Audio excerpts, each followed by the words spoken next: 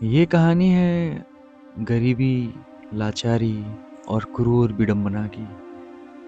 वो दर्द जिसकी गूंज आज भी उतनी ही तेज है।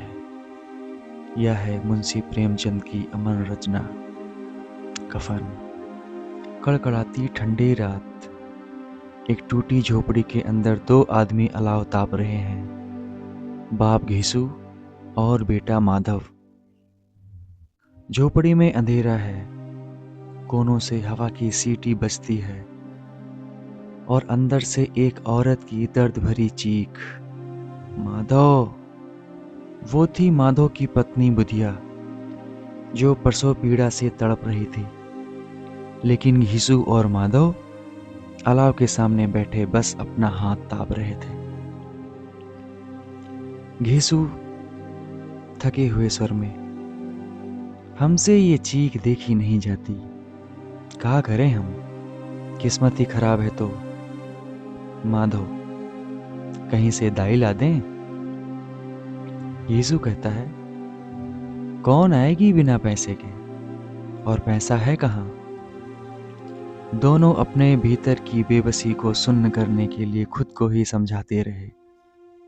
भूखे थे, उनके पास घर में पानी उबालने तक की लकड़ी नहीं थी। पेट से खाली दिमाग सोच भी क्या सकता था। घीसू ने अचानक यादों में डूबकर कहा, याद है माधव, पिछले साल फसल कटने से पहले हम साहूकार के आम के बाग से जो आम तोड़ लाए थे, वो दावत आज तक स्वाद बाकी है। माधव की आंखें चमक उठी। हाँ बाबूजी, उस दिन तो पेट ने पहली बार भरकर चैन लिया था। बाहर बुधिया की चीख फिर उठती, लेकिन भूख किसी दर्द से बड़ी हो जाती है। रात गहराती गई, चीखें थोड़ी देर में कराहों में बदल गई, और फिर एक लंबी अंतिम चीख और सन्नाटा। घीसू और माधव कुछ देर चुप बैठे रहे, मानो वो पहले से ही जानते हों, ये तो होना ही था। माधव धीरे से बोलता है, बाबूजी, लगता है कि वो चली गई।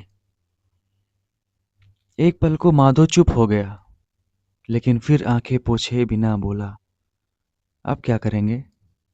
घीसू बस आग में लकड़ी जोड़ता रहा। सुबह हुई, झोपड़ी के बाहर लोग इकट्ठे होने लगे। किसी ने कहा, अरे कोई कफन तो ले आओ, औरत मरी पड़ी है। किसी ने पैसे देने की बात की। गांव वाले दया दिखाने लगे। थोड़ी देर में भीख की तरह कुछ पैसे इकट्ठे हुए, 12 रुपए।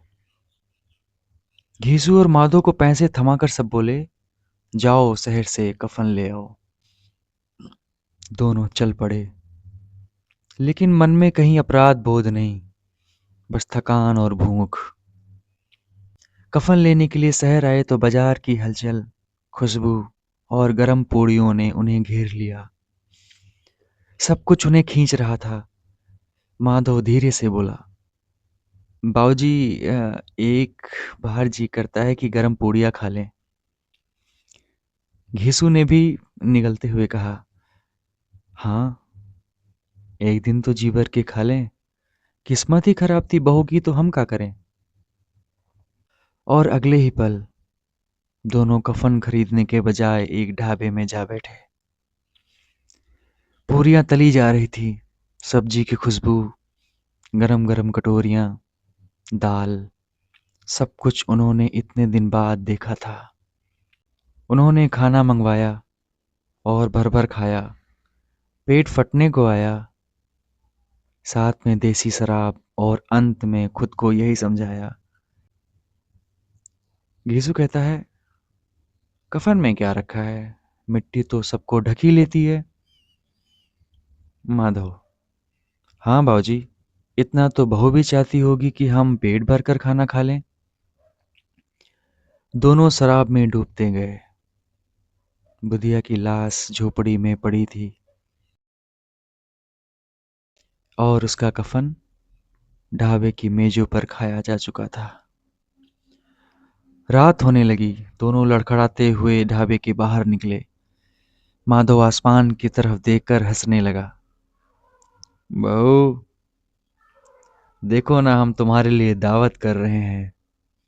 हवा चल रही थी, मानो प्रकृति भी चुप खड़ी देख रही हो। कहानी यहीं खत्म नहीं होती, बल्कि यहीं शुरू होती है।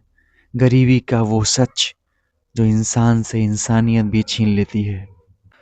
घीसू और माधव केवल पात्र नहीं, गरीबी की उन परतों का नग्न सच है जहां पेट दिल से जीत जाता है।